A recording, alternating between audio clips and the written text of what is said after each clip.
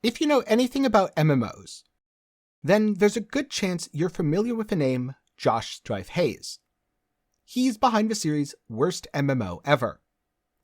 And recently, he sat down with Chris Wilson to talk about game design, and also the design of Path of Exile in specific.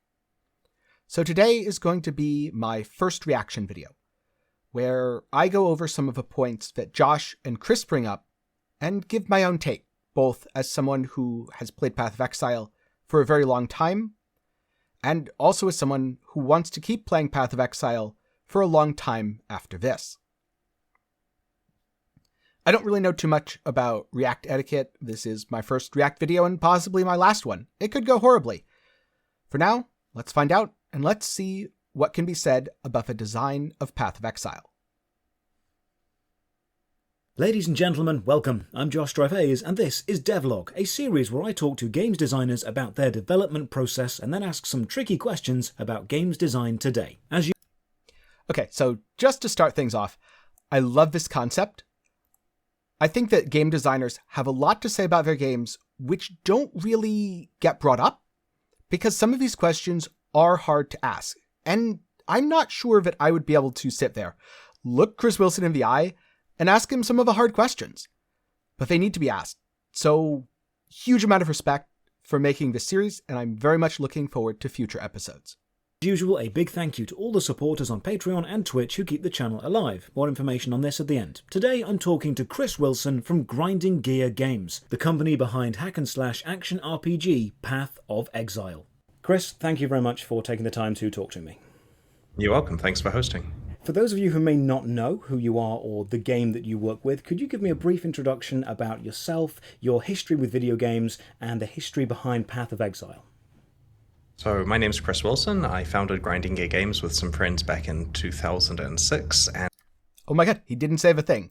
I know. He said the thing so many times now, but it caught me off guard that he did not say, I'm Chris Wilson from Grinding Gear Games. I guess this shows that I have watched way too many League introductions, and I have heard him say that way too many times. Chris Wilson is not an NPC. He does not say the same thing every time. And my gaming history is basically a whole lot of action RPGs, from Diablo through Diablo 2 through Titan Quest and so on. We were in a situation in 2006 where we wanted the next big action RPG after getting off a big Diablo 2 binge. And there wasn't anything coming out that we knew about, so we decided to make it ourselves. And now, 15 years later, here we are. There still isn't that much out there. There's Wolcen Lords of Mayhem, which I don't think has gone that far. There's Torchlight Infinite, which I've heard good things about. I suspect is more towards the casual end, and I don't know too much on myself. There's Path of Exile, of course. There's maybe Diablo 4, don't have any hope there. And there's Last Epoch, which lots of potential. I don't know how to... Okay, I know a little bit. I suspect it's going to turn out pretty well. The developers do seem to be making a lot of good decisions. You never know. It could just utterly fail on launch. So I'm very glad that Path of Exile found success, and it's going to be really cool to see what games get inspired by Path of Exile, just like how Path of Exile was inspired by D2. Diablo 2 very much features as the kind of catalyst and the inspiration and the foundation that Path of Exile seems to have grown from. So could you just explain what Path of Exile is for those who may not have played? So it's an online action RPG, and it pretty much channels what we see as the core kind of traditional classic action RPG feeling. You kill monsters, find awesome items, level up your character, build complex character builds that do ridiculous stuff, and basically just try to make as much progress as you can each season that we run. There is no game that is as good at ridiculous stuff as Path of Exile. There's some that come somewhat close, most nowhere near. The fact that you can use an item that should be just outright detrimental, but because you've combined it with a different item and a skill, it's just so good. It's why, even though there's a very good chance that no matter what build you've played, someone else has played it, there's also a very decent chance that you won't realize that there's so many different possibilities. And even with tools like Pewee Ninja, guides, YouTube, you name it, not everyone knows everything else that everyone's playing. I've come across builds. That build got popular 6-9 months later. I knew about it earlier because someone just did some research, found a really obscure thing, or someone just took a leap of faith, combined some mechanics. Really awesome part of Path of Exile. Seasons are something I'm going to tap into later on, so I'm fascinated about how those work. So I know that you've done lots of interviews before and you've got lots of time to talk to people, and you've probably been asked the same questions many, many times. So I've got a couple of questions that I think are going to really plumb the depths of your design philosophy, the history of Path of Exile, and the lessons that you've learned along the way. That sounds really good. I'd like to start off, and I'm taking a lot of these questions from the talk that you did on game development. You said a while ago that 10,000 players, that was your kind of foundation aim. If you could secure 10,000 hardcore players, you would feel safe as an MMORPG. Now, I think World of Warcraft has warped the mindset of a lot of players because they think anything under 10 million is dead. They think anything under 1 million active players isn't an active game, and the general consensus among the player base is 10,000 isn't enough. Do you still believe that 10,000 players is enough? And how many do you think Path of Exile could grow to sustain realistically? That's a great question. And when we initially made that prediction, it was kind of a back of the envelope calculation. In fact, I think I did it on an envelope that I have somewhere still, where basically we expected not to grow the studio past about 15 or 20 people. And when you're running something like that, it costs you $1,000 a day to keep the servers up. And then if you're making $5,000 from your 10,000 average players, you have plenty of money for yourself, and all goes well. You buy Lambos after a few years and life is good. And that was the calculation we did based on a small studio and a relatively small game. Path of Exile's grown since then. I think that we average, including all platforms, maybe 70 or 80k logged in players at any one time, including, the spikes of launch and the depths of the late league where there are fewer people playing. But I do actually believe that for niche games, a small community like 10,000 is totally enough to sustain it. And it really depends a lot on how the game is monetized and also how expensive their server costs are. I completely get what you mean, that large MMO launches start off with 1 million people playing at any one time, and then it drops down to their sustainable baseline of actual, entrenched hardcore users, and people say game is dead, despite the fact there's 30 or 40,000 people playing simultaneously, and that game will be making good money off those 30 or 40,000 people. As long as they're not planning a $50 million expansion at the same time, they're totally happy with that. So it's entirely fine for games to have lower baseline populations if they design around it. And there's a whole bunch of design topics here. Like, we wanted Path of Exile to not feel empty if it was unpopular, and that's why towns are limited to 24 players and you play instances with your friends, because you could honestly have just a few hundred people online, and because you're all jammed into the same areas, you wouldn't really notice the fact that it was quite an empty game. Thankfully, we don't suffer from that problem, but we designed so that if we did, it wouldn't feel like a ghost town. So there's a lot to unpack here.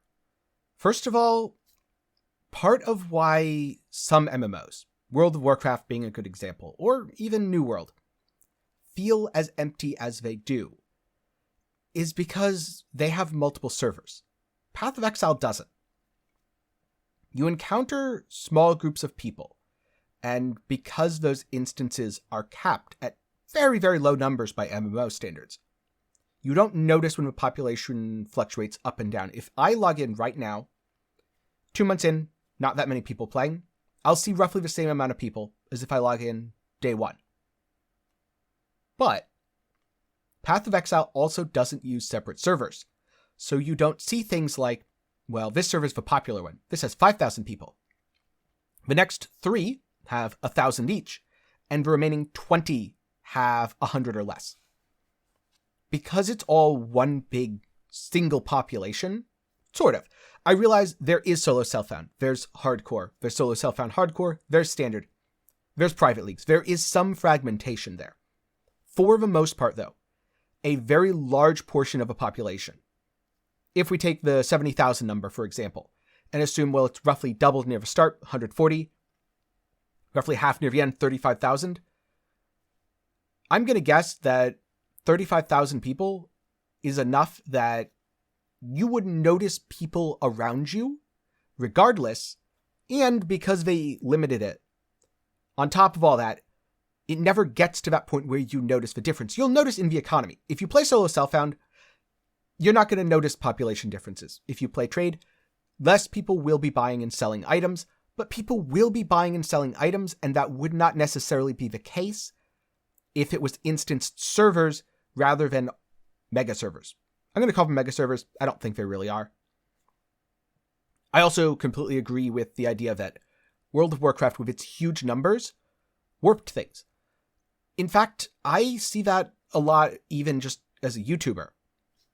Very often, people judge me to the same standards that they judge a YouTuber with 10 million. And looking at each individual community or group and building on what works and not really worrying about the size. Recognizing that with what you're trying to do, you can have success as long as your size is sustainable is great. Some of the best indie games that I love, small populations. They've never hit 1 million people on Steam, probably never going to. And they don't need to. Things feel empty when you see a 90% reduction. But if you look at games that have launched recently, especially MMOs, they can have a 90% reduction, still have a really sizable and profitable population.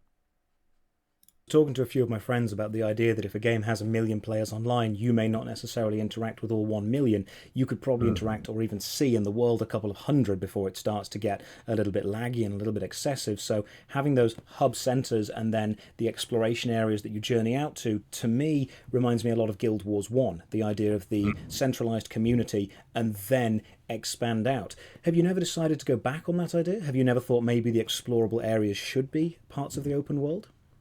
We really like the way we're doing it because it lets us use quite aggressive random generation for these areas. It lets us give you a slightly different experience each time you play through, and that's really good for replayability. And it's cool that you mentioned Guild Wars 1, probably my second favorite game of all time. We modeled our networking architecture around that game. We wanted it so that the idea of the hub towns and coming out of them to areas with your party was basically exactly the same as the Guild Wars 1 architecture. We thought that was entirely a brilliant idea of theirs. I feel left out now. Or I feel like I missed out on something because I never played Guild Wars 1. I played Guild Wars 2. Really good game. Very good game if you want an MMO that you can just jump into casually. And I never played Guild Wars 1. I've seen Josh's video on it. Never played it for myself. And I don't know that it would be the same playing it now as opposed to back in the day. It's cool to know that multiple games went into the design of Path of Exile. Because I think there's a lot to be learned, be it from the first-person shooter genre, real-time strategy genre, action RPG genre. There are elements that you can use to combine into a game, and this is also further proof that, yes, Chris Wilson does play games. I think developers who play games are the best developers. Would I want to see it change? Would I want to be able to see more players? At League started to be really cool to see the rush of people. But after that, it would just be awful. Imagine the spell effects and the interactions and who's mirror dropped. That's just... Yeah, I'm with Chris. Keep it as it is. If I want people in my party, I can invite them, and aside of that, I will see people in town. Absolutely love Guild Wars 1. I've been playing it with a couple of friends recently. Now, you mentioned the idea of a 1 million-person MMORPG launch, and we've actually seen that recently with New World. We've seen the absolutely incredible success of New World within the first week, and then what some people would call a catastrophic fall down. Not necessarily a failure, because, as you said, with a hardcore group of players, you can still keep a game going. But 1 million people to lose in only a few months is a huge amount. How would you, with the lessons you've learned over time, have approached the New World launch, the New World first week, and then going forward with the design of it? What changes would you have made? So I'm going to focus on just one area here, and I should preface this by saying I haven't actually played New World. All my information comes from a video that you have released, the really good one about it, so I'm basing it on that. But I saw the various things that went wrong, and I was sympathetic, right? Like, I've had bad launches, plenty of bad launches. I know what it's like to have some server fire, and there's nothing you can do about it, and you're trying to get someone to sort it out, and it's very frustrating, and it's frustrating for the players, and you feel terrible that you've got them all there looking forward to play, and something's going wrong. But there was one consistent theme with a lot of the problems that really irked me there, and that was the idea that there were economic exploits occurring that were difficult and slow for them to fix. Rollbacks didn't come at the right times and so on. And this really undermines the trust that people have in a game, because we play a game to make progress, especially an online game. We're playing with our friends to get better stuff than them, to level up faster, to have more gold, to have better items. And in a game where progress is literally how you're measured and what you're working on, the ability for someone to cheat their way to faster progress, you go to sleep looking forward to playing tomorrow, and when you come online, everyone's got 10 billion gold and an entire town each because there was an exploit while you were asleep. That's not fun. And so it's critical in the launch of a game to make sure that the economy is sacrosanct. And personally, if I was launching a game and there were that many problems in it, I would just take it back into beta, do whatever it takes before doing a big wipe and having a launch that was stable, where players' progress is actually reliable and tracked properly. I wish the developers took New World back into beta. I wish that happened, because that's what killed the game for me more than anything else. The crushing damage of the economic problems, the dupes, the fact that you couldn't trade. Part of the fun of a game is the economy, and it's why I come back to Path of Exile so much more than so many other games. I love the trading. I love the interaction of, I can buy this item and then I can sell it later in the league, or I can buy this and craft it in this way, sell it for more. Dupes happen. I'm sure any programmer will very quickly be able to tell me that it's unavoidable at some point in some way. But leaving the game up and just turning trade off and letting things stagnate. And then the server merges. My server was merged when it got too low pop, but then it was merged again. And the faction composition, the names, they changed. I remember when I did one of my first dungeons in New World, I got a tank, random. I'd never met him before, but he was someone on my server. And then when I did one of the early endgame dungeons, my group picked up the same tank. And that was a really cool experience. That was something that was possible due to the small server sizes. After 2 merges, I knew the people in my company. I didn't know anyone else. So I'm 100% with Chris here. I wish that they had taken the game back into beta, done a wipe, fixed everything, make sure everything's up and running, make sure everything's proper, re-release the game. And maybe there would have been backlash. Maybe there would have been too much. I kind of feel like if they had been open and honest, players would have come to accept it.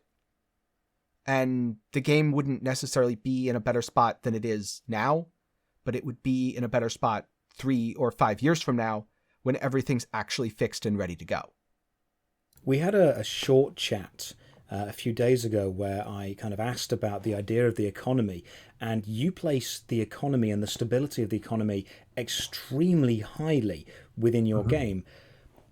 Why is the economy so important compared to things such as server stability or even a marketing budget? This is an essential thing about Path of Exile, that at the end of the day, we wanted a game where it's fun to kill monsters and it's fun to do various aspects of it, but the thing that you go to sleep thinking about, the thing that you're dreaming about, is that item that you want to get, that thing that you're so close to achieving in the game, and it's all to do with progress. I have 100 stories about my experience playing Diablo 2 and Guild Wars where there was something that I was proud of accomplishing, and it was always an item that I received, something that was really lucky for me to find. My first Stone of Jordan. Back when, Lancers started dropping in Diablo 2, I got one that had really good damage. There were so many things that I remember iconically as feeling just on top of the world because I had a thing. And so when we were designing Path of Exile, we wanted to make sure that no one could take those feelings away from people and make them, feel counterfeited and useless. And that's why the economic stability is the most important thing. If an exploit occurs, we wake everyone up. We take the servers down if we need to. And thankfully, due to our design, exploits are incredibly rare and we haven't had significant economic damage from any. But this is more important, I said a little facetiously, than server stability, because while of course we want good server stability, and I'm not saying Path of Exile suffers from problems there, but I would rather take choppy servers over a choppy economy, because people can deal with choppy servers, there's ways to fix it. You can undo the damage by, buying more servers and so on, but once you lose economic trust, people just leave the game in droves. There's no reason to play if someone else can cheat their way past you. I think it's very... And this is why RMT in Path of Exile is so bad. It undermines that at a fundamental level. I can't imagine how difficult it's been to look at the economic impact of bots and the economic impact of RMT, I don't know what I'm saying here, and balance that against keeping the game up and running, balance that against not restricting the players. And from my own perspective, I don't have any memories of things like that from Diablo 2. I played it very little. I don't have any from Guild Wars 1. but I do have similar memories from World of Warcraft and from RuneScape. And thinking back now, I remember the only time I got a fire cape. And I remember practicing the waves. I'd get closer and then I'd fail. Then I'd get closer and I'd run out of prayer. I finally did it. And that felt incredible. I've had similar feelings in Path of Exile, but I've made amazing items. I never really thought about the fact that the progress was so important. I often took the progress for granted because in Path of Exile, I've been used to it for so long. Especially when I'm flexible enough with what I do that if an item's price doubles or triples, either it was not expensive enough that it would actually stop me from affording the item, or I would be okay with using something else. That's really interesting. And so, question to anyone watching this. Do you feel a really deep connection to an item that you are super proud of in Path of Exile? And do you think that if you knew that there were 1,000 copies of that item, would it ruin it for you?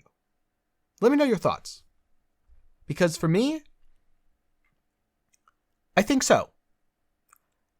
I think so because I dropped a Mage Blood on the floor, and that felt different from buying one. I bought one in 3.16, bought one in 3.17, bought one in 3.18.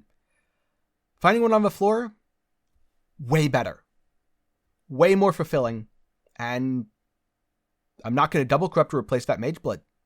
I'm going to use it till it goes to standard. I'm going to keep it in standard because it means something. It means something not because it's a Mage Blood even. I mean, yes, because it's a Mage Blood, but also because it fell on the floor and I picked it up. Honest thing to say that it's possible to undo server issues, but it's not possible, it's not as easy to undo economic issues that impact people for the next month, the next year, and make them feel behind. Let's talk. That is another good thing about Path of Exile. I don't think they've ever had to do it, but because leagues are separated from standard, if there's ever something too damaging, I would guess that they could just stop it from going to standard, which is an interesting thing because if the exploit occurs in standard, that's permanent damage. If it occurs in league, the damage is limited to 3 months. I wonder if that's happened and we just don't know about it. Interesting thought. Talk about player retention because, again, 1 million people into any game is good, and then you want to ideally have a decent amount of retention. I think personally the first hour, maybe even the first 30 minutes of gameplay experience is vital to retention. If the first hour isn't good, they won't play the second. What design issues, what changes, what experiences have you come across while designing anything that you really focus on in the first hour to the first 30 minutes? What are the essential new player experience trackers that you need to know that you have nailed in the first hour? So there's a number of comments here. I want to start by saying there are 2 ways to design games. Number 1 is a data-driven metrics kind of thing where you sit down and you run your game and then say what's the retention like, and you make changes and A/B test it and try to get the retention up, and you do a lot of stuff, and it's possible to get really good retention. In a free-to-play game where you've got a funnel of players come in through your marketing budget, they get retained at certain rates and eventually they monetize and all that kind of stuff, you can totally put your business suit on and play the data/retention game and make a lot of money that way. And often you're left with, well, I'm sure you can predict what type of game that would end up in. It's got various, dark patterns and stuff like that. Blizzard games. The word he's looking for there? Blizzard games. They're not the only one. EA, also pretty guilty. Ubisoft, moderately guilty, probably going to get a lot more guilty in the future. Most of the big AAA companies that you're familiar with, that's what they do. They look at just numbers. Why is it in World of Warcraft that you have to grind out X or Y random world quest? Retention numbers. Those numbers go up because more people have to log in and have to do those quests. And refer a friend programs and all sorts of bits and pieces. And we try to do the other school, which is where we try to make a fun game, and if a player is not retained because it's not the right game for them, that's okay. We don't force them to stay. They can learn what it's like. Many people play Path of Exile and say, this is too There's 100 adjectives that describe what Path of Exile is too for many people, but there are reasons why they would say, look, I've tried that out, I'm going to go back to playing League of Legends or something. And that's entirely fine. If the game isn't for them, we don't want to force it to be. To some extent, I feel like games like Fortnite are trying to force themselves to be for everyone, and that, means they become a cultural phenomenon. To answer your question, though, we took a page from the design of Magic the Gathering, where they have this idea that Mark Rosewater has talked about. I'm going to let Chris finish in just a minute. I wanted to talk about the fact that Path of Exile isn't for everyone, and just say, I agree. And a lot of my favorite games are games where I can look at it and go, I really loved this. And I can talk to someone who says, I hated it. They can have a bunch of perfectly cogent, logical reasons why. And it didn't retain them, but it retained me. I'm sure there are things that can be done that would improve retention specifically. By a lot. At the cost of making the game worse. And I'm not trying to say that Path of Exile is perfect. Maybe it comes off that way because I am praising the game a lot. Path of Exile can be improved. Absolutely. But at the same time, I think it's also okay to say we know who our audience is. We're going to make the game the best possible experience for that audience. If you fall outside of that, I'm sorry. The experience might not be for you. It might not be as fun, or maybe it's okay temporarily, but you won't want to stick with it long term. And I wish more games did that, because there's more games these days than I can play. I'm not looking for more games. I'm not looking for games to play for 100,000 hours. I mean, if I want to play just one game forever, I have Path of Exile. I'm looking for games that have meaningful experiences. And if a game can offer me that, I'm very appreciative of it. Where if you have a theme for a set, you want that theme to be apparent at common, meaning when you open a booster pack, the common cards in the pack that everyone is seeing, even if they're unlucky, represent the theme for that. And we want our new player experience to involve all of the bits that a person's going to experience to be at common, as in every player gets to experience a bit of what they're about to experience for their lifelong play of the game. So when we make a new league, for example, we make sure that its mechanics are available right from the start of the game, and the person gets exposure to what it is, and they can quickly make a decision of whether they want to play that content or not. Hopefully they do, because we try to make it fun and engaging, but if a person says, look, this isn't for me, then honestly, my advice to them would be, okay, don't play it then, come back with the next one, and have a look to see if you like that, because you probably will if you didn't like this one. I like that a lot. It's kind of what I said in 3.15, when I remember a lot of people were very mad at the state of the game, that try 3.16, see what's changed. There are going to be changes. And I've always found, I mean, these days, because I make content for the game, I'll play every league. But before I became a content creator, there were times where I said, I've tried this, not really for me, don't really get it, don't really feel it, whatever. 3 months later, I'm ready to play some Path of Exile, let's go. And yeah, it's great. You don't have to play every league, you don't have to play every league for 3 months. If you're having fun, play. If you're not having fun, as I mentioned, there's more games out these days than I can ever actually play. I love how you brought up Magic the Gathering, because that's something I want to loop back round to later on a later question to do with the idea of overwhelming design. But before that, it's one more thing I didn't finish my point on. In terms of the availability at common, this is a big criticism I have of recent Path of Exile design that I would like to see changed before PoE 2.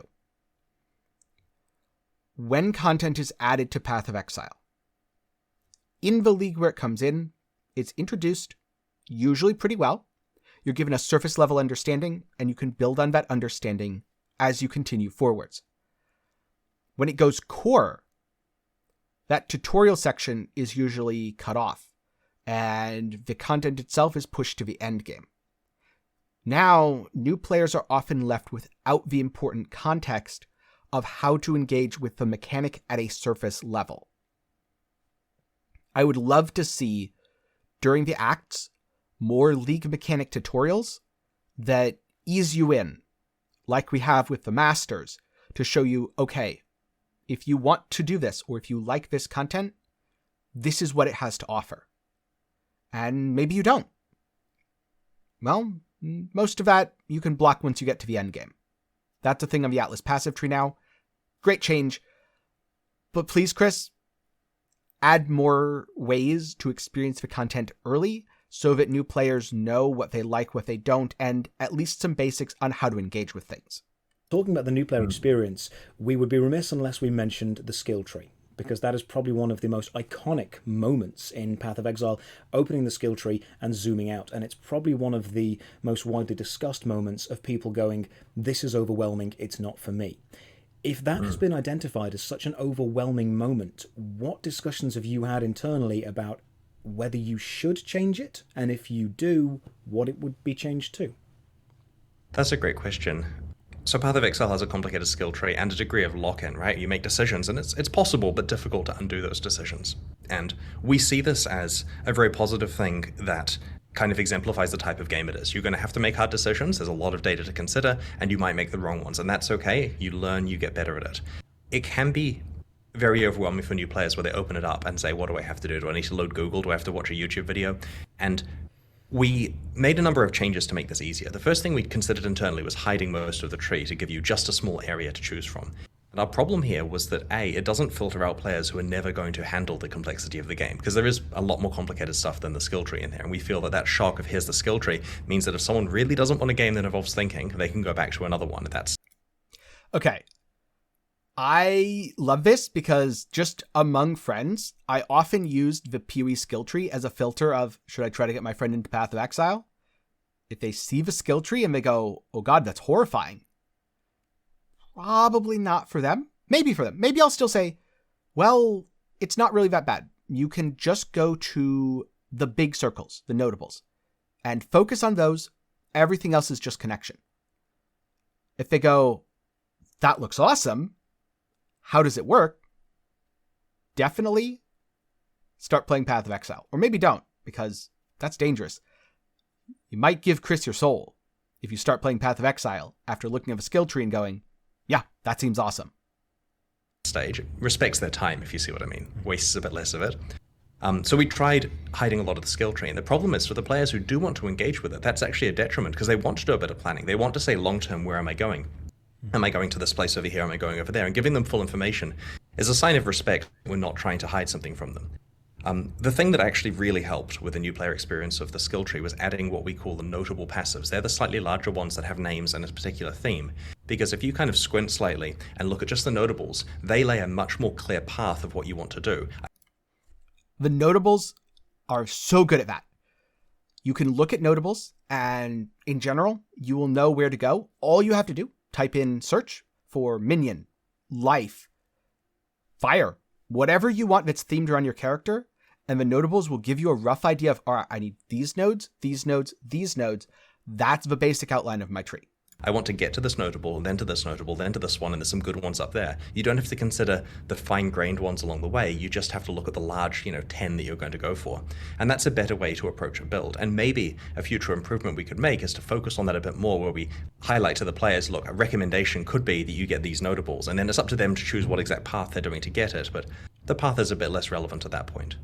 I very much appreciate there's a search function as well, because I can search the word minion and then everything that is anyway related to minions kind of flashes, and I appreciate that. So talking about the complexity of Path of Exile, and especially how long it's been online for, when I'm playing another MMORPG, if I am referred to as the saviour of the world, if I am referred to as the slayer of an enemy that I've never even met, I'm being hailed as a hero despite the fact I'm brand new. And this is often because a new player is treated as if they have many years of narrative setup behind them, as if their character has been involved with this world from the start. How do you introduce a new player to the multiple years of narrative setup that Path of Exile has, and how do you not treat them as this world-saving hero despite the fact that within canon they might be? How do you... So this is a large part of why so many MMO stories lose me these days. They are just so generic. It's, you're the hero and you save the world and you do it again and again, and there's always another enemy. One of Path of Exile's strengths is you don't have to care about the story. You can just go kill monsters. Another strength is some of the best storytelling moments in Path of Exile, things like meeting Vindari, or hearing the envoy talk about the Maven. These moments that are just there as part of a gameplay rather than a greater narrative. You are saving the world, you are killing gods, but it's not made into a big deal. There's not a lot of pomp and ceremony, and you're just left to enjoy the ride, kill some monsters, and maybe find some cool lore. How do you approach that? So we very much try to have a show rather than tell approach to the story if we can. So primarily we want to tell the story through location and atmosphere and that kind of stuff. But there is a fair amount of text in the game. In fact, there's probably like 1 million words of text by now because the game's it's getting a bit large. So we have a philosophy basically of trying to keep the story as claustrophobic as possible. And I understand after 35 plus expansions, you're certainly slaying, celestial horrors after you've killed all the gods and so on. So it has had a bit of epicness creep. But the intention is that the player initially has short-term problems they have to deal with, right? In Act 1, it's survival against the undead, finding their way through. In Act 2, you're helping some local bandits stabilize the region. You're working on a revenge strategy to try to deal with Dominus, the High Templar who exiled you. At this stage, you haven't saved the world. Maybe Act 4 is when you start to do things that, involve world saving. And we're careful to make sure all the text in the game is optional, as in the where to go and what to do is, in the quest tracker, so you can just read that. And ideally, stuff is self-explanatory as you play. And I certainly agree that having a intro quest that says, congratulations for saving the world, now here's your next challenge, to some extent kind of disrespects the player because it, glosses over the fact that they haven't actually experienced all of that stuff. Yeah, and I really appreciate when games let me go to the lore rather than forcing the lore on me. A lot of the time, I'm just trying to blast maps, and I don't want to have a conversation with NPCs. That, sure, there's cool things going on with Lily Roth's past. I don't care. There aren't exalted orbs in her past. I mean, if there are, then let's go. But aside of that, I just want to kill stuff and get going. But when I want to experience the lore, Path of Exile does a very good job of making it available. I wouldn't say I'm a super lore person. I've definitely come to appreciate PoE's lore, though. And I think I've come to appreciate it specifically because it's not thrown in my face. There's very few cutscenes. There's very few, mandatory dialogue lines. There's a lot that you can just skip. And that way, if I want to experience it, I can. If I don't want to, time to go kill more monsters. Now, it helps that the content that we produce doesn't replace the existing content in the game, as in the person still has to play through the campaign, so a new player gets the full Path of Exile experience before they get to our new expansion content. We don't do a thing where we say, congratulations, the new expansion is out, you are now level 110, and go save the world again, when the person says, I have no idea how to play this game.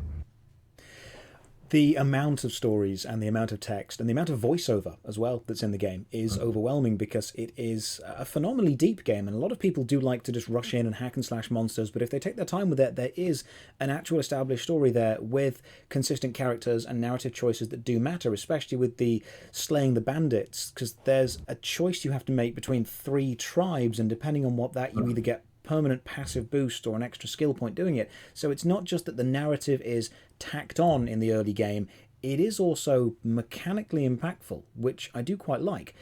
How do you balance how much the narrative should impact the mechanics that the player experiences? We try to intertwine them where we can, and the bandit fight there is an example because you choose which of the tribes to help and that gives you a bonus, and it means you're not fighting a certain boss, you actually get to friend up with them and so on. There are other subtleties to it as well. Like if you arrive in a party at one of those locations and you have to choose to say kill Oak or not, if you choose to kill Oak and your friend chooses not to kill Oak, you are now fighting against your friend as well. And technically it becomes a PvP encounter because you guys had a disagreement about whether you're helping the bandit or not, and he'll happily side with one of you to kill the other one. And those little stories from that do create situations where players get unexpected stuff. I would like to see more tie-in of the story to permanent player progression. It's tricky though because we want to make everything repeatable. When we introduce a new league, for example, that's something the player may play hundreds and hundreds of times, and so it's difficult to get a permanent boost from choices they've made with each one. I would love to see more story tie-in as well. I really like the idea. It's not easy. I'm not thinking of, they should just do this. There's nothing that comes to mind for a quick and easy solution on how to get that tie-in.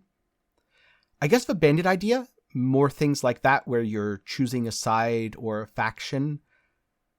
I wonder, What if in a future expansion, there was an entirely new set of masters, but instead of the masters being replaced, maybe we have Einhar and Jun, Alva, all that. That's master set 1. Nico, of course, as well. Then set 2 would be the last to die, a new synthesis NPC. No, never mind. Scratch synthesis. What else would go well with that? Sentinel? I don't know. No, the Trial Master. Trial Master has to be. Great voice lines. Let's just go with those two. The Last to Die and Trial Master. And you pick one set or another. You will be able to respec that, because being able to change it later matters. But just like with alters and just like with so many other things, if you push players to you can do one or the other, but not both at once, that innately adds more value to the content, because some people will choose one and some people will choose the other. One will always be slightly better, but when one is better and too many people pick the better option, it makes the other option better, just like you see all the time. Searing World, better. The Exarch's Searing Altars tended to be better, except then everyone was taking them because they were better. So the Eater of Worlds became the optimal choice, and that goes back and forth. Really good way to balance a system. I would love to see that in the future. In addition, due to the nature of online games, you have to always provide a way to undo a choice in case the player hastily rushed into it and then read on the internets that there was a better choice and they're an idiot for thinking themselves. There are those people that will read the guides of what they should do before they go and decide to make any choices. I used to be one of those people. I very much used to be the sort of person, that's how I started Path of Exile. I started with a guide and a spreadsheet. I'm much less of that sort of person now. Now I tend to go by feel, much to the chagrin of my stream chat a lot of the time. I make my own mistakes. I'm aggressive in many cases about avoiding information. And then after that, I go, all right, well, I made my mistakes. Let's see how other people say to do it optimally. Sometimes I follow what they say afterwards. Other times I say, well, might have done it all wrong, but I beat the game, so happy with that. Let's take a slight sidetrack here and talk about the idea of the company's relationship with the players. I've often believed that goodwill is a currency. If a company do something that the player base perceive as good and positive, the player base will trust them. And that trust gets built up and built up and built up, and the company can, if they choose to, cash that trust in for very, very large amounts of profit very quickly at the expense of that trust from the future. For example, I think RuneScape went through this, where a lot of people trusted the decisions Jagex were making, then they brought out the Squeal of Fortune and the Treasure Hunter, which was microtransactions in the game. It made a phenomenal amount of money very quickly because they had a lot of banked player trust. But once people saw how egregious this microtransaction was, the trust fell. And it's taken a long time for them to recover it back up. How do you build up that player trust? What is it that you do as a company that you think the players do trust? And I'm not saying that you're going to do anything that would cash that trust out, but what do you then see companies doing that you think is an unacceptable cash out of that trust? I see what you mean. Yeah, it's very interesting. The terms like brand deposit and brand withdrawal, we heard at a talk at a conference back in like 2008 or 2009, and that was a very, poignant thing that stuck with us from there, where, the idea is treat people well and later you can treat them badly. Sounds like a really cynical way to run businesses, but we've always had a philosophy of doing best by the players because we're up against large companies that have far more resources than us, and the defining characteristic of those large companies often is they inexplicably do stuff that isn't in the best interest of players. And some of those are our major competitors. And so we can differentiate ourselves by actually taking a step back and working out what the right choice in a given situation is. It also helps that we are gamers, like we go home and play games and are the consumers of these products. It just so happens that we get to make them during our day job. And so we know how we would want to be treated. And so we try very hard to be transparent with the community. We, do interviews like this. We talk to different content creators from various different places, make sure to, explain why we do things. We post, there's a news post on pathofexile.com every single weekday for like the last 8 or 9 years or something like that, because we want to have some content there every day for players. If we make a mistake, the players tell us, we apologize, we explain what's going on, we change it if necessary. So we try very hard to do what's in the best interest of the players. Not really to ever try to cash it out later, but it does sometimes come in handy, because sometimes a business has to make a decision which looks bad to the players, even though it's not going to hurt them. And This whole idea of players first is why when GGG makes a bad decision, I trust that in the long term they're going to fix it. I can remember times where for 3 months, 6 months, 9 months, a few leagues, I didn't like decisions they were making. I can't remember a time where I go, yeah, the past 2 years have been pretty shit. That I often find, because they've done such a good job of being player first, taking responsibility for mistakes, and then either saying, well, hey, this is how we want our game to be. This is a hard design point that we're not going to waver on. If you don't like it, there are plenty of other games to play. Or saying, you're right, we made a mistake here. We made a mistake in 3.15, for example. Here's what we're going to do to fix it. I appreciate that a lot. And it's why even if something in the short term is not really going in a way that I like or enjoy, in the long term, I trust GGG to get things back on track and to have a long-term big picture plan. The idea of them someday cashing it in does concern me, and it will always concern me. And I think it should always concern you as well, because the willingness to say, I don't like this, while also trusting them to do the right thing, is what keeps things from devolving. With PoE's Battle Pass, when it was first launched, I made a video where I said, I don't like this. And I also said, I think this is bad, but I trust GGG to do the right thing. I'm still not super thrilled that PoE has a Battle Pass. I'm still not thrilled that a type of MTX that before was a reward for doing well in races is now sold in a Battle Pass. But the thing that felt to me like a gotcha or a predatory aspect of having to complete Doriani's Machinarium and the Vinctar Square was removed. So do I still trust GGG? Yes. So far, I still do trust GGG. And that's where trust is important. So for example, a number of years ago we were acquired by Tencent, and the players were very worried about this, because often being acquired by a large multinational company doesn't end well for the game. And people have seen other examples of games that changed substantially when they were acquired. We would only have entered into that deal if we had full confidence that it was going to be okay for the players. And so when we did announce it, we said, trust us, it'll be fine. And I believe it has been fine after that point. And because we had some brand deposits already made, we relied on a bit of a loan against that for the trust of them not freaking out too much about that acquisition. And hopefully everyone who observed that will see in the end that it actually was a pretty harmless thing. But if we had a history of treating the players badly, then they certainly would have had much more reason to be cynical about our motivations for that acquisition. I have seen so many people. I get comments even today. Oh, evil Tencent is doing things to kill the game. No. It's not some evil Tencent conspiracy killing the game. And I'll see it both ways. I'll see, oh, they added a battle pass because Tencent needs PoE to be more profitable. Oh, they made Arch Nemesis too hard because Tencent wants the game to die so that something... I don't even know on that one, because if anything, Tencent would probably want the game to be easier so more people would buy microtransactions. I haven't seen any effects of Tencent on Path of Exile aside of the fact that PoE's budget has gone up. I'm sure there are some.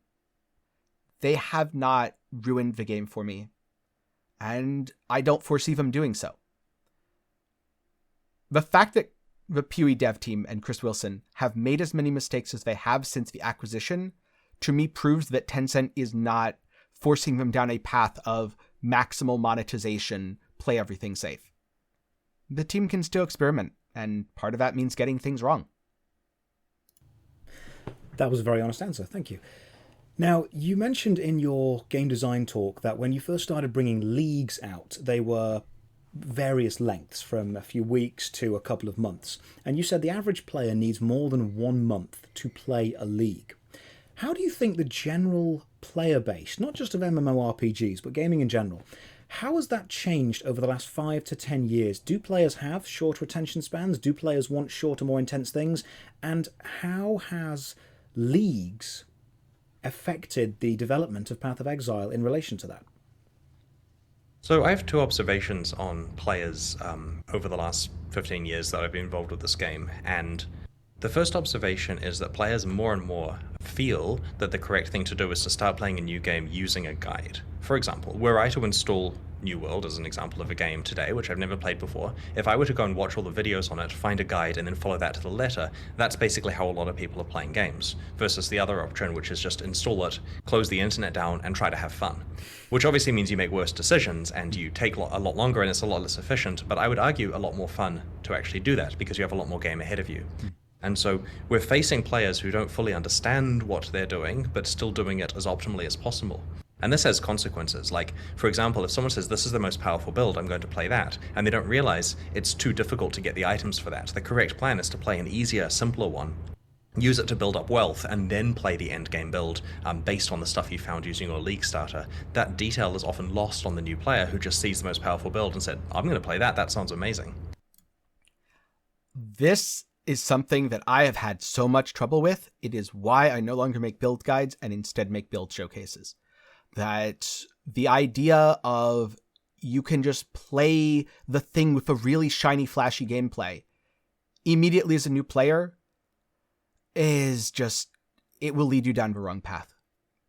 I know that shiny, entire screen explodey, headhunter, whatever, like explodey BV right now, looks incredible to a new player. I totally get why a new player wants to be that person. That is the wrong build for you. You need something reliable, relatively simple to get up and running, something that doesn't require expensive items. It doesn't look as flashy.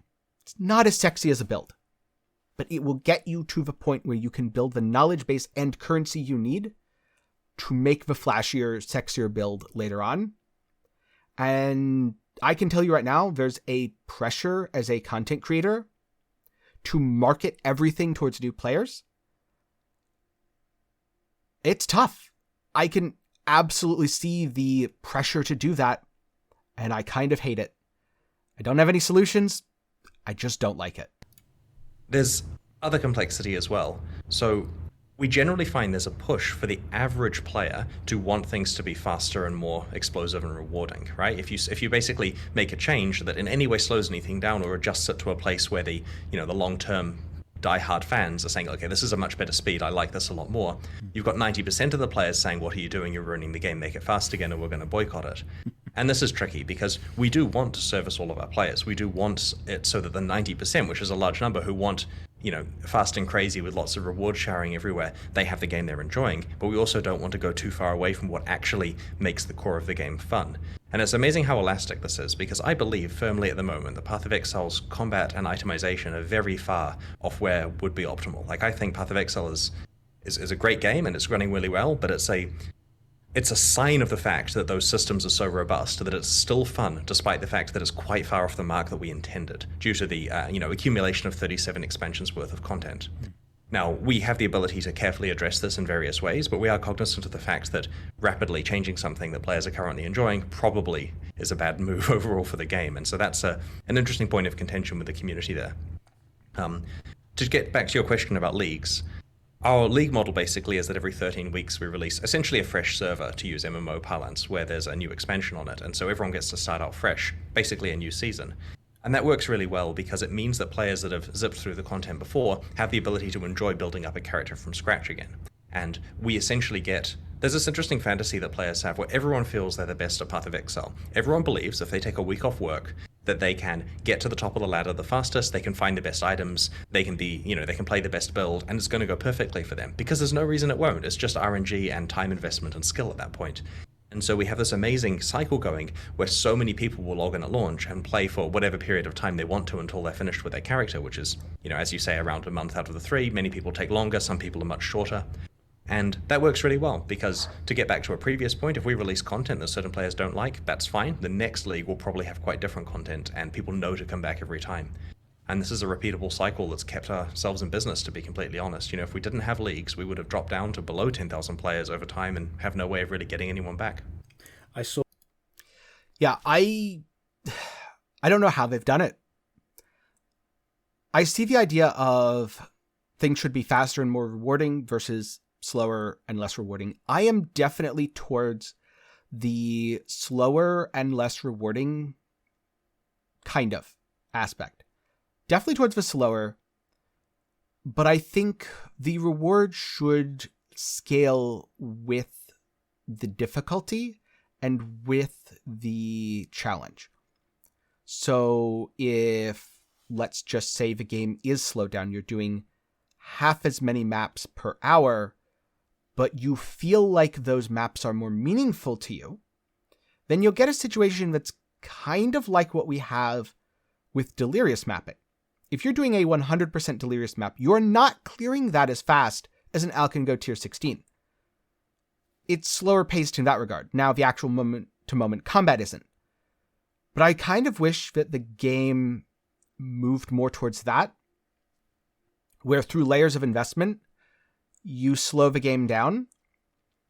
And I think it has, as of 3.17 and especially 3.18, done exactly what I'm talking about. That I find myself clearing maps more slowly than I used to, not because Chris Wilson has come in with the hand of God and said, you will now go slower, but because I've been able to invest in my maps in different ways and add more things to do within them. Combat's a tough one, though. I'm also not super happy with how combat is, because it feels like it devolves into spamming one button, and either you kill the entire screen or the entire screen kills you. I'm hoping that PoE 2 is the main way to address this, with a lot of rebalancing. Saw the graphs that you used in your game design tour where you showed the success of leagues and the success of consistency, which has been proven over the last couple of years. Path of Exile seems to be doing remarkably well. Now, you mentioned that you've had many expansions over the years, and you also mentioned the word complexity, and I want to have a look at the argument of depth versus complexity, because anyone can make a complex system if you simply add in far too many variables and you make it impossible to understand. You make it so only you can understand it, or maybe even you can't when you look back at your own design. Timeless Jewels. Timeless Jewels are an incredibly complex system and a perfect example of so many variables that, as players, you can't really figure out how they work beyond, they have generals. How do you deal with the balance of something being too complex but not deep, while trying to keep it deep and involved but not overly complex? How do you balance these two loggerheads of design, complexity versus depth? Well, we definitely want depth, but we will tolerate complexity, because by that point in the game, Path of Exile players generally understand quite a lot of complex systems already. So if we accidentally overcomplicate something we're trying to get deep due to mistakes, then the players are generally relatively tolerant of it. And except for the very loud group of people who hate it, this is where a lot of unpopular things come from. What this tells me is, from where GGG is looking, be it retention metrics, player spending, you name it, players being relatively tolerant probably means that all the complaints that you read on Reddit about things are too complicated likely doesn't actually result in people quitting. It just results in people complaining, and that very likely a majority of people, because I do believe there's a silent majority of people in any content or any game where you don't really hear from them. And so when leagues don't land, hopefully there's always a push to make it better. I think that's why we haven't seen Ultimatum or Scourge back. But also, it's good to know that when you're seeing, X is too complicated, this is the end of Path of Exile, that it's not actually the end of Path of Exile. We are less so, because we want it to be understandable, of course. There are a number of rules of thumb here. It's often down to us looking at what kind of choices a player has to make for a certain thing. And at the point where there is an obvious choice, then there really is no depth to that. Even if the obvious choice involves significant complexity. You get some kind of Rube Goldberg machine of crazy that results in good defenses for your character, but everyone just does that. That's not a particularly deep system, because... So, if I were Molten Shell right now, I would be sweating, because that exact thing that Chris just described Molten Shell, Determination, Divine Shield. Molten Shell, Determination, Grace. Molten Shell right now is a huge driver of that defensive Rube Goldberg machine that almost everybody is using, and with good reason. So I would expect that defensive shell that you're so used to is not going to exist very soon. There's nothing to do except YouTube how to build that and then do it. And so we want to have systems where there's a lot of debate about the best way to build that aspect of your character. I've often found that a lot of players say that they want really challenging content, and then when they do something and die, they tend to leave saying this is too challenging. How do you decide how difficult the most difficult content is going to be? And then how do you decide how difficult the average experience is going to be for the player? How hard is too hard? So we've learned that it's best to gate difficult content behind some kind of economic cost. We found in the past our initial endgame before we did maps had a series of areas you can play through, and all the streamers were playing in the top area out of the 20, the hardest content. So people would watch the stream and say, that looks fun, and they'd go there, and then they'd die because it was impossible and be very angry. I wonder how much that's happened with Uber bosses. Because Uber bosses are just a click or two. Is it the difficulty of getting a Maven's invitation, or getting a Screaming or Incandescent invitation? Is that enough to say, I could sell that for an X? Or are we seeing another situation where people are getting into content that's too hard for their current progression, and they're dying and getting angry?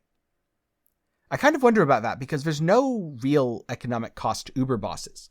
Uber bosses are just bosses. And the cost is associated with a base one. I also feel like this has devalued the base bosses, that there is less of a way to do them profitably, which is unfortunate for people trying to learn the fights, because you don't really want to learn the fight on Uber if you've never done it before. You want to learn it on normal, and then swap to Uber. So I would not be shocked if the Uber fights as Atlas passives got taken away, and some other system replaced them where you upgraded keys or expended currency in some way to do them. There's various problems with that. So the map system, the entire goal of us itemizing it was for us to say, what if there was an implicit cost economically in terms of entering an area? Because then if you want to go and play the hardest map, you can totally save your pennies and go and spend a bunch of exalts and get it, and then die immediately, and you'll look foolish. It's like buying a sports car and running it into a wall, right? It's a bit of a waste of money, and you kind of knew it was coming, and it makes sense. And so we've learned that it's very important to take the most difficult content and make it expensive to access, because then people who are very ready for it will do so. As for average players, this is tricky, because the average player, if you look at the 50th percentile of people who manage to run the game, as in they get through the download and they run the game, the 50th percentile of new users doesn't get through Act 1, because that's what happens with free-to-play games. So an average Path of Exile player is getting to level 10. But if you look at the average person who's using Reddit and giving us opinions, they are well into doing the Uber pinnacle bosses at the end of the game, right? They're day 3, they're in red maps in a league. That's the average player who's the one actually talking online about it. And so it is very difficult to say what average is, because if you accidentally target this average of the top 4% of players, you alienate a whole bunch of people. Now, we have really interesting stats. We know that 86% of our monetization comes from people that are in maps, which means that while the early players are certainly, humans that we care about and want to have a good experience, we don't need to target monetization at them, because they have to get further into the game before they really want to support it more. And that's something that's really interesting, because so many games use their leveling experience to get you ready to become a paying customer, especially pay-to-win games. Pay-to-win games so often get you ready to become a paying customer. And even many not traditionally pay-to-win games with so-called convenient items will, as part of that convenience, butter you up by saying, here's an EXP boost. You can level faster for a couple dollars. And then you make a purchase and another purchase and another purchase, because Path of Exile's purchases are about supporting your developers, outside of stash tabs, which is pretty much a box price on PoE. I find it really interesting how the monetization not being needed at the early game means that they can focus monetization thematically at the end game, which explains why, for example, the Battle Pass has things for endgame items, because it is the most dedicated players who are going to spend $30 on a battle pass, and those are the dedicated players who'll have a headhunter or a mageblood. Just look at the expansions and the idea of maps that you brought up as well. I've often found it quite ironic that when an MMORPG or an online game brings out an expansion, they actually end up shrinking the size of their game world in relation to what's relevant for a player to do. So if a game has 10 different land masses and an expansion brings out an 11th, but all the best items, all the best armor, all the best spells, all the best dungeons, all the new quests that give a massive amount of experience, all the new skills of mount riding is on that 11th island, everyone goes to it. So an expansion has ironically shrunk the game. How do you balance expanding and bringing out new content without making old content irrelevant? That is a fascinating concept, honestly. Like, I know exactly what you mean. I haven't played a lot of World of Warcraft since Burning Crusade, but the feeling of you knew the base that was the game. Yeah. The base game having all of its mature dungeons and stuff, and then you introduce an expansion on day one, it's a very small set of things because they have a plan to roll out more, means, as you say, the surface area has shrunk so much, and it's only new and exciting that's keeping it going. So we implicitly get to avoid a lot of this with Path of Exile, because at any one time there are two things for a player to do. There's the current new fancy league stuff, and there's the rest of the game. And when a league ends, we put it back into the rest of the game in an appropriate way. And we try to make sure that the rest of the game has equal weighting to all the different content. Like you could absolutely play Delve if you want to, or you could go and do a bunch of blighted maps, or you could, potentially play PvP. There are a lot of different things you can do that ideally are equally rewarding depending on your taste. PvP is not rewarding, Chris. There's no reason to do PvP. The rest, I mean, I don't think Delve is particularly great at the moment either. But Blighted maps, yeah, they're pretty profitable. And most of that stuff, Delve versus Blighted maps, that's just going to go back and forth. And the more rewards are available from the thing, and the less rewards are available from other things. Like if Blighted and Blight Ravaged maps, tons of oils, almost no oils outside of that. Remove oil delirium orbs. I think there'd be a lot more reasons to experience the specific content. On the other hand, if nobody wants to do that content because it's miserable, it's great that you don't have to, and you can just rely on the fact that someone had a bunch of delirium orbs and now they have a bunch of oils. I think I'd still ideally rather rewards only come from the specific content, but the content is good and feels worth my time. I say despite having almost zero desire to ever do Heist again. And the current league that's new, the current expansion is always there as the main thing you can do, but it's not invalidating the old content because that's still an important part of the game in terms of what it yields in terms of rewards. Like, we don't allow old expansions to rot in the game because if necessary we take them out. And an example here, and this is a minor teaser for our next expansion that we're releasing, is we're looking at 3 old leagues in the game, like 3 pieces of content that were previously released, including one that was released relatively recently, and giving them a coat of paint, revamping them, making sure that their rewards and stuff are appropriate, making sure that the art is good, basically just doing maintenance on various leagues. Because when we look at the roster of what we got, we want to make sure it's all equally good and there's nothing sitting there that's too old and bad. I wonder if that means that Harvest is getting a complete rework. I hope this means that there's going to be a return of Ultimatum. I'm not sure what the third would be, though. Maybe the third is Delve, because between Beasts, Delve, Betrayal, I think the one that is... Oh, and Alva, of course. I think the one that's flagging behind the most is Delve. It's going to be interesting to see. Talking about old and bad, I think a lot of new game designers are putting buzzwords into their game to make them new and fresh without really understanding what those buzzwords can bring. For example, I use what I call the 4 horsemen of the gaming apocalypse whenever I'm browsing games on Steam. If I see a game that says early access, open world, crafting, survival, I know that they are likely just throwing those buzzwords in because that is what's popular right now. Another big example would be crypto, blockchain, pay-to-earn, NFT. I think that it's not quite 4 horsemen, but crypto, blockchain, play-to-earn, NFT, it's a plague for sure. And the only reason why it's maybe not 4 horsemen is because there's a strong resistance against it. That people are continuing to say no, continuing to push back, and the minute that stops, then gaming is doomed, because all of those things come down to one thing. How do I turn something into a money printer and call it a video game?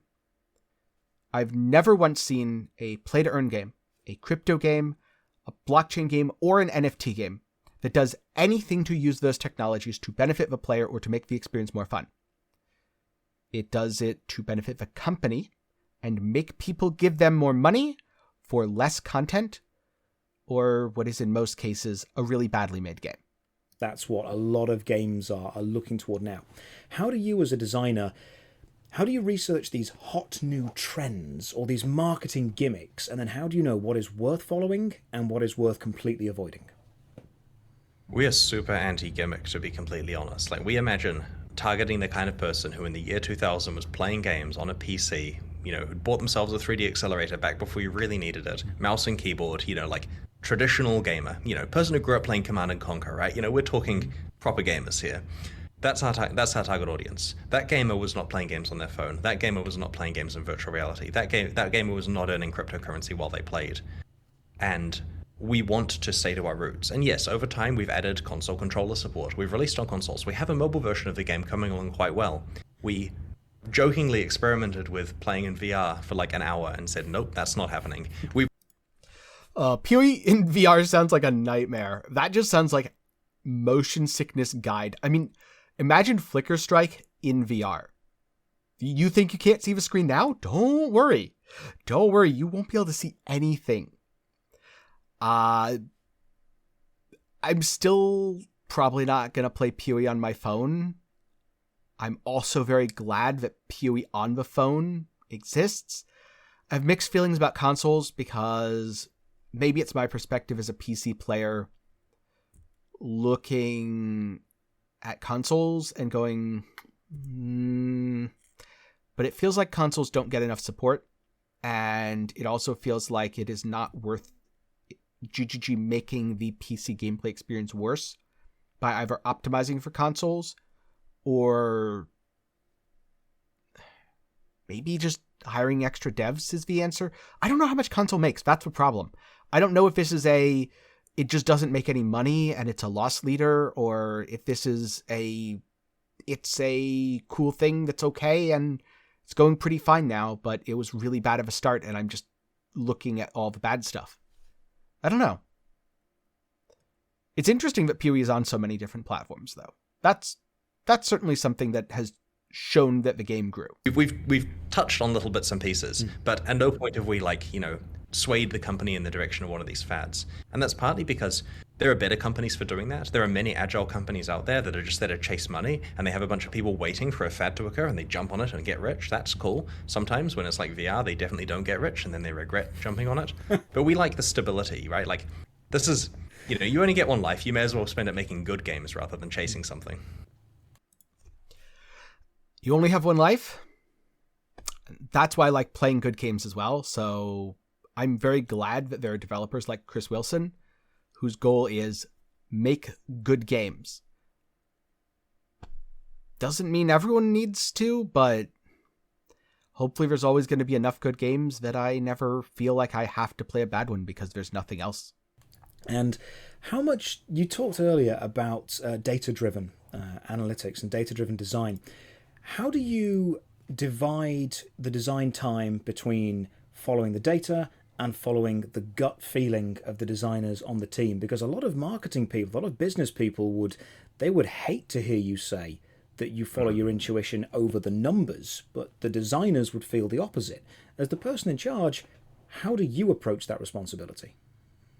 I hate data, to be completely honest. I think data's incredibly dangerous. It causes people to justify things after the fact. Like, we had a situation in the past where we were worried about retention in a certain act. So someone went and generated some data, and they found that there was a big drop-off. Players, they basically made a histogram of people who completed each quest sequentially. And there was a big drop-off between one quest and another in Act 3. They said, look, between this quest and that one, you're losing 25% of your players. We have to fix it. And I'm like, oh, that's terrible. Okay, we should look into that. Thank you for finding that. Which quest is it? And they're like, oh, it's the first quest in Act 3. I'm like, wait, the one where you have to go and like fight the guards that are harassing Clarissa and then go to town? And they're like, yeah, we can improve the art for Clarissa, we can move her in a better location, we can make the guards easier, we can do a bunch of stuff. And my gut feeling saying, there's nothing wrong with that quest, it's a trivial throwaway one, what are you doing? So I look into the data and I find that it was actually looking at completed quests rather than the quest the player was on. And after that quest, there's a long time before you technically finish completing any particular quest chain, because Act 3 is a complete mess. A big ball of yarn where there's so much stuff happening. It's a long time before you actually finish any quest chain, and of course we lose a quarter of our players during that time because an hour and a half has passed for the average new player. And so there wasn't a problem, it's just that if you space the histogram out based on actual time to complete each thing, it would look like a better curve. But so Act 3 is definitely a mess, and I'm someone who likes data. I also get what Chris is saying, because I have heard the X number of people quit Path of Exile before they get to maps that he used a long time ago. No, it's before they get to normal lab, as justification for why PoE is bad or why PoE needs to improve, without looking at the PoE retention rate in its leveling experience as compared to the early experience of other free-to-play MMOs or other free-to-play games. Because there's always going to be people who download your game, play it for a bit, and don't like it. There are also people who play your game, would like it, but don't get grabbed by the early game. You need to improve the experience to help the second part of that, the second category, the people who would enjoy it, but haven't yet been grabbed. You don't really care about the people who, they like Fortnite. They don't like Path of Exile. You're not going to make them like Path of Exile, even if it has the best tutorial, because that's not the game they're really looking for. But because Path of Exile was free, they gave it a shot. The design conversation was about reworking a quest that was honestly completely serviceable. And that's a case there of the data being dangerous. And there are more egregious examples. I very much encourage the team to do gut feeling design. If they need data, they have to get it by asking a question, right? Like, it's completely fine for them to say what percentage of players are using Cyclone right now, as long as they qualify it well. And then they get the answer to that and they can do their design decisions. But most of the time it should be, when I play Cyclone, am I having fun, right? I'm having too much fun. Is the game too easy? And that kind of decision. So yeah, I kind of hate data personally. Connecting on to the idea of the data and the idea of chasing these trends, gaming goes through cycles as well. I'm glad that you mentioned Command & Conquer, because I'm a big fan of real-time strategy games, but I feel the real-time strategy bubble has somewhat popped from the years back where we had Red Alert and Supreme Commander, and even Halo brought out a real-time strategy game for a while. Age of Empires 2 was, and still is, my favorite real-time strategy game. I do feel like the bubble has burst. Even I don't feel like there's that many, and I've looked. There's a few. There was Age of Empires 4. That was pretty cool. But it does feel like the heyday of real-time strategy is over. That in some ways the magic feels gone, and in some ways I think it's just that there aren't that many new titles. Or maybe I'm the one who's changed. It's a good question. Still, Age of Empires 2, excellent game. I spent way too much time playing it. I still play it. I still spend way too much time playing it. Great genre. I do wish that I would find more entries, and maybe if I found more entries, I'd find that, actually, yeah, it's me. Maybe I'd also find that, no, just there's so few that appeal to me now because there's so few that come out, and they haven't quite hit that genre. The last one that did, Sins of a Solar Empire, that one really hit the mark. That was a fun game. And aside of that, I can't think of StarCraft 2. Not thinking of any others right now. Well, how do you deal with the flavour of the month gaming design? Because a big one recently is Battle Royale. Absolutely every game was bringing out a Battle Royale version, and I think you did an April Fool's style Battle Royale, but you've got a story about that, haven't you? Because they said they missed it, but then you tried and they didn't. Just tell me about that. Right, so Battle Royale was a fad, and everyone was making a Battle Royale version, so we thought it would be hilarious for April Fool's Day to spend like one day of development time to quickly kit bash that together using our tools. And Path of Exile's got a very versatile engine, good level generation, like there's a lot of easy ways you can make games in it. And so we decided for fun, kind of like, bit of a break from our normal work was to put together Path of Exile Royale. Just obviously, we didn't even monetize it. In fact, we turned off microtransactions in this mode. Like, there was no way for us to make money while it's running. It was definitely a big money pit in terms of like trying to run that. But we ran it for April Fool's Day, and the first thing we noticed is most people thought it was fake, like a funny trailer, haha, good joke, but they didn't actually realize they could log in and play it. But they eventually did, and we ran it over a weekend, and we noticed that people, they said they had a good time, and player numbers plummeted over the weekend. They played a few times, and then they would stop joining. And so that's fair enough. We spent a day on it. We weren't expecting this to revolutionize the game. Like, it wasn't, if you can make a good Battle Royale game in a day, everyone would be doing it, which I guess they were trying to. And so that was mostly just trying to find a way to entertain the community and do a cool thing, because from time to time we want to surprise people.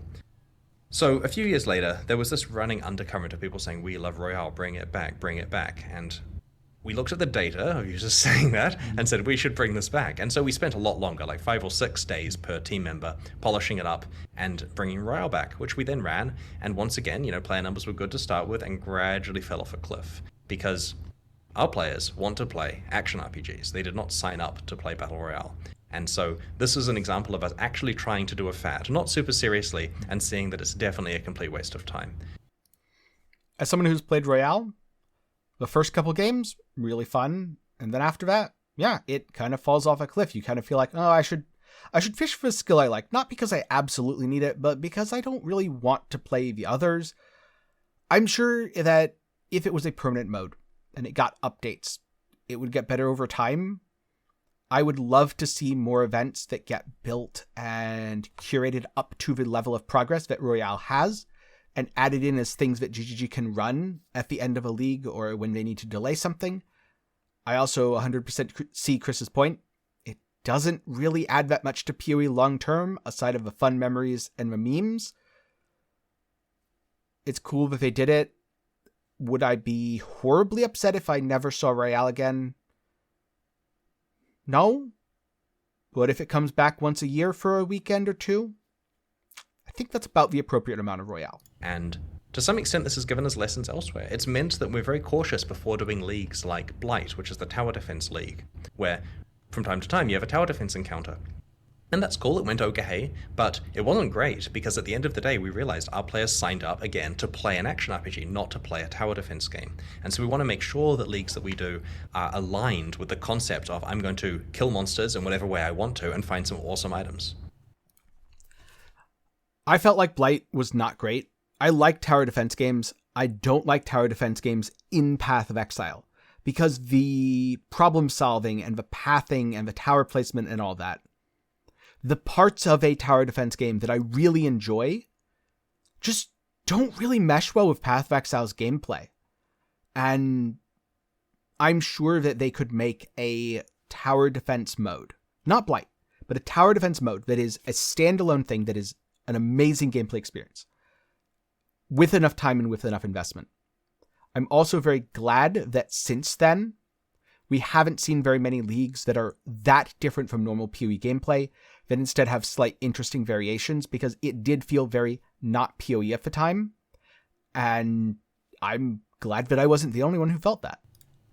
I like that. So you tried, and then you had both the data and the personal experience to look back on it and say, this didn't go as well as we thought it would. It is just a fad. Now, you mentioned Magic the Gathering earlier. You and me are both big Magic the Gathering fans. If we ever meet, we're sitting down for a game. And you even use Magic the Gathering in your design discussion, the video on YouTube from a while ago, where you talk about Magic having sets that came out every 3 or 4 months. Yes. Now, that was very true back then, that has since changed. Magic the Gathering used to have constant sets that came out in consistent distances between them, and players knew the next set, and there were spoiler seasons, and the set came out, and it was all great, and it was easy to keep up with. It was easy to collect everything. Now, the amount of cards that Magic the Gathering has brought out is overwhelming, and there are so many versions of so many cards, and there are so many packs out right now that it's never not spoiler season. It's always spoiling something else. And that has had the effect of driving away the people who wanted to collect everything, because it's now almost impossible to do, or it's prohibitively expensive. How do you as a designer approach the idea of not overwhelming the player base with content, even though it's a proven business tactic that is incredibly profitable?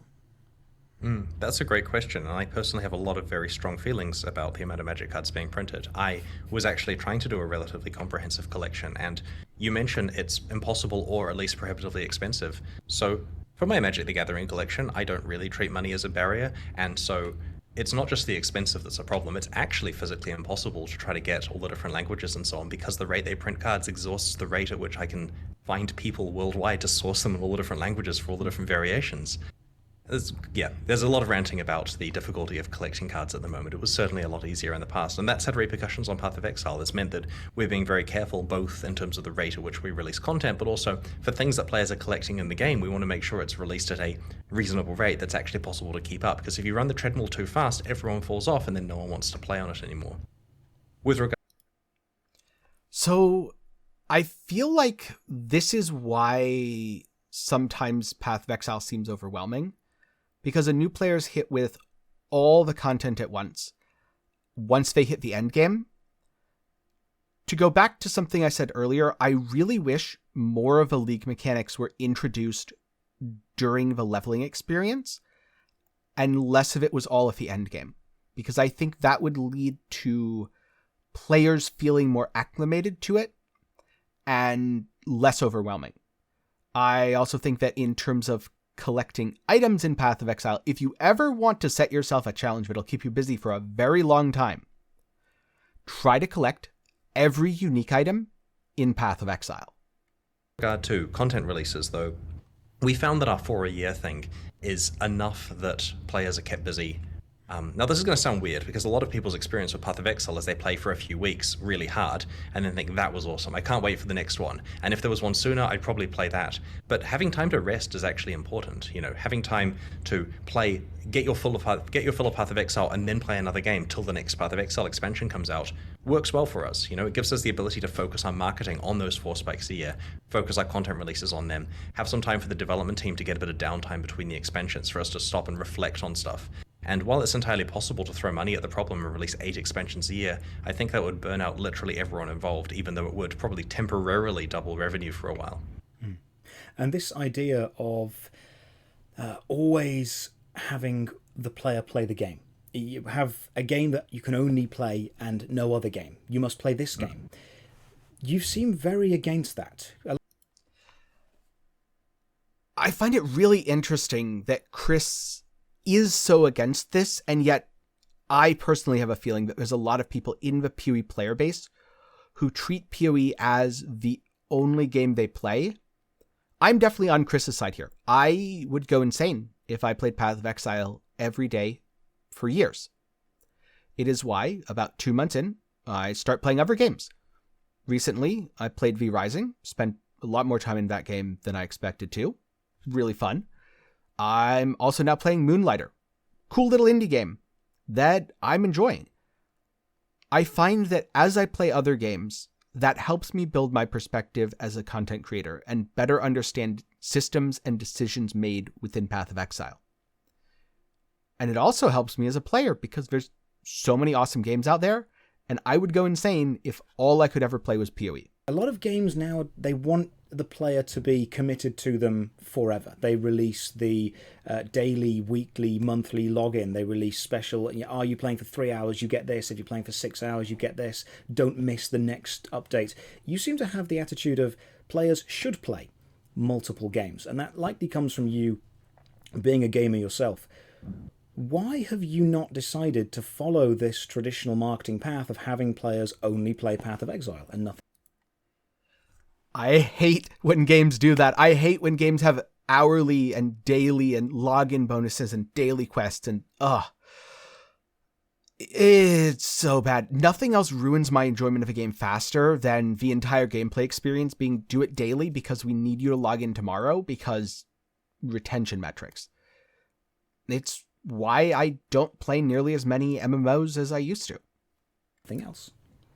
Part of it is acknowledging that they're going to go and play other games at the point that they're done and embracing that. You know, if that's the nature of what's going to happen, we may as well support that. It's also good for health reasons. Like, people get pretty burnt out playing a fast-clicking game for the length of time they do. When someone's playing Path of Exile properly, they are obsessed over it, right? Like, once you get to maps, we own your soul is pretty much the thing that we say to players. And I've experienced that this league myself, right? I've certainly had days I was late to work because I wake up and think I can play Path of Exile before I go to the office, and then time goes by. It's a very, very addictive game, and so I would rather that we let people play that for as long as they want to and then come back to it. And the nice thing is we've trained people. We will be releasing content on a regular schedule forever. They can have a lifelong relationship with Path of Exile, but it's not going to be a domineering thing that prevents them actually living their life outside of that. And this is great that don't be afraid to take a league off. Don't be afraid to play the hottest new game launch that you are super, super excited for. Because Path of Exile will be there. And there's going to be more content. And if that never changes, then that's awesome. I really hope it never changes. I really hope Path of Exile is designed as a game you can come back to forever, but you don't have to spend every day playing. Because I don't think I would enjoy it. I actually think this cycle of needing to play every day forever is one of the biggest turnoffs with a lot of other MMOs, with a lot of other games as a service, with a lot of other multiplayer titles where I start and I'm really into it. I play a lot and slowly I become less and less interested. I found it happening with Genshin Impact. I actually had a lot of fun with that game when it first came out, and I did well enough that I was clearing Spiral Abyss 12-3, 9 stars. The problem is, I also realized I was logging in to make incremental progress because I had to, due to resin, due to dailies. Not because I was actually enjoying my gameplay, that I had finished everything I enjoyed doing. But there was always something new, there was always a new event, always a new character. And so I quit, because I was no longer getting fulfillment from it. Maybe someday I'll go back. And that's to say nothing about the dangers of playing a game like Genshin that is designed to push you to spend money. That's an aside for another time. And that's a very genuine way of making a game. And to finish off with a question that's very open-ended, and I want you to feel free to go off on whatever tangents you connect this to. What's the single biggest problem faced by new game designers today, from an indie guy sat in his room making his very first game up to a massive multi-billion company? What is the biggest problem faced by game designers? NFTs. It's so great. So true. NFTs are the biggest problem faced by game designers, because game designers hate NFTs. Game sellers, game publishers love them. 100% with you, Chris. NFTs are a problem. I think that it's the fads thing, basically, right? You look at the gaming landscape, who's making money, where the venture capital is, where the investment is, where the excitement is, and it is easy to make the wrong choice. The correct choice for both the indie and for the big company is to make what they're good at. There is a game they have knowledge about. There's a genre that they have a special connection with, that they understand the secret source of, that they can judge whether their game is good. They should make that game or something like it, have an innovation on it, but that's the kind of thing. They shouldn't just say, the money is in play to earn, therefore I'm making a Pokemon-style game that involves, basically comes out with Axie Infinite, because they may not have even enjoyed that. I mean, if they did enjoy it, go for it. They'll probably make a good one. It will actually have gameplay that people care about. But everything else is a hollow shell. And it's amazing to see all these small projects chasing a fad like that, as well as huge companies chasing a fad like that, because in both cases, people just think it's the thing to do. And at the end of the day, I feel that the best games come from someone who's actually got passion for making that particular type of game based on their own gaming experiences. And that's why, I mentioned RTSs earlier and how there aren't any good ones.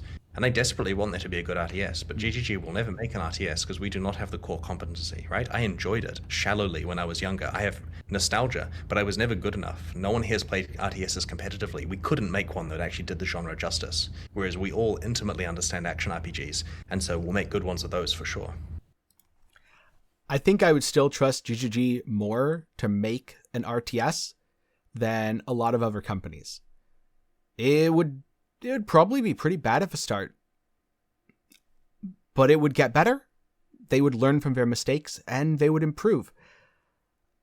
Maybe I'm being naive here. I'm not saying Chris Wilson and his team to do it, to be clear. I'm saying GGG to find, StarCraft pros, Age of Empires pros, put together a dream team and make an RTS.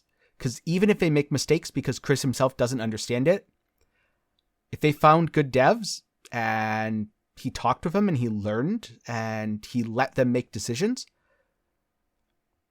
I think I could enjoy playing that. When people come to me and ask what they should start a YouTube channel about, I give exactly the same answer. A hobby that you're passionate about, something that you have a burning desire to share with the rest of the world. People say, should I make a channel about X or Y or Z?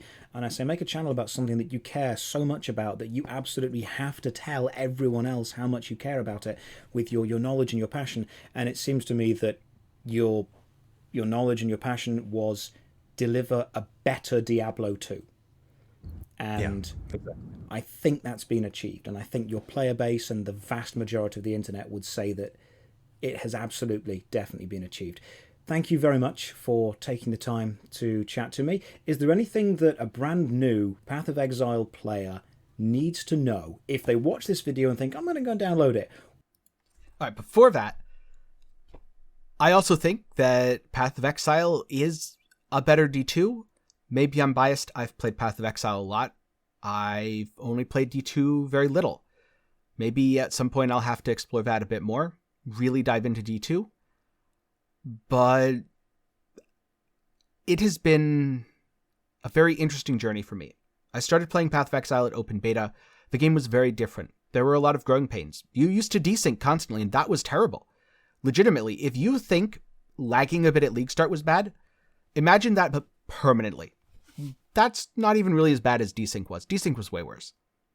I've seen the game go through easy times, hard times. I've seen the game do really, really well and be small enough that I remember times when I didn't know anyone who knew about it. And now it feels like both in my personal life and also in the media and content I consume, it comes up a fair amount of the time. What are your words of wisdom for them when they start playing? So don't be intimidated. It comes across as complex. We joke about how crazy it is, but at the end of the day, if you just install the game, click and kill some monsters, it's very straightforward to play. There's complexity later on, but you will understand it by the time you get to it. And don't be afraid to ask for help from other players. We've got a really good friendly community who want to help you with a bit of trolling, but they're there to help. I can absolutely back that up. And I agree with this because there are so many systems in Path of Exile that people have come to me asking, how do I understand this? This seems too complicated. And it is complicated, but you can interact with it at a surface level. If you understand, for example, the Temple of Atzoatl really well, you can manipulate it to give yourself a higher chance of getting certain rooms. You can also understand that left changes the room, right upgrades the room. I'm going to just upgrade all of my rooms to level 3 because I like big numbers. You'll be able to engage with the content. You'll make a temple, you'll explore it, you'll get some cool stuff.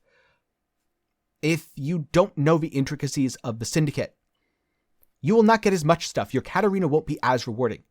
But if you just click, I don't want to say randomly, but kind of randomly. If you just click kind of randomly, you're going to get stuff. And it's going to be rewarding. It's worth your time. And so don't be afraid to engage with Path of Exile on a surface level and use that surface level engagement to learn how to engage with it more deeply later. Thank you very much for your time, and maybe I'll see you online sometime, and maybe we'll get to play Magic the Gathering. Who knows? Take care. Thank you. And thank you very much, Josh, for making this wonderful interview. It has been super interesting to see some of Chris's thoughts. Thank you, Chris, for taking the time to speak with Josh. I always love it when Chris has time for an interview because it is so interesting to learn about the behind the scenes and to learn not just the data, but the decision making and whatever games Chris has played. I didn't know he had played Guild Wars 1. I knew he played Magic a lot, and now I know more about him. I also didn't know he used to like RTS games or used to play them. I wonder if that's how he met Ziggy D, because Ziggy D was huge in the StarCraft scene back in the day. So this has been awesome. This has been my first reaction video. If you don't know who Josh Strife Hayes is, he is an MMO expert. He makes the series Worst MMO Ever. Talks about a lot of theories behind MMO game design. Great guy. Absolutely. Go subscribe to him right now. Even if you are not subscribed to me, go subscribe to Josh. Like his video. Let him know as a Path of Exile player your thoughts on his experience talking with Chris Wilson about PoE. And for everyone who tuned in, made it this far, thank you. I hope you've enjoyed this. If you have, if you want to see more of it, let me know down below with what you want to see me do. I'm not going to make any promises. This might be my first and last reaction video. This might be the first of several. And a special thanks to Josh. I reached out to him to ask if I could react to this, and he did give his permission. So thank you. It's been very fun to do this, and hopefully, maybe I'll see you at League launch. 3.19 is coming up. There's going to be new cool stuff in Path of Exile. A special thanks to my patrons and YouTube channel members. Your support helps keep me independent and allows me to turn down things like sketchy mobile game sponsorships.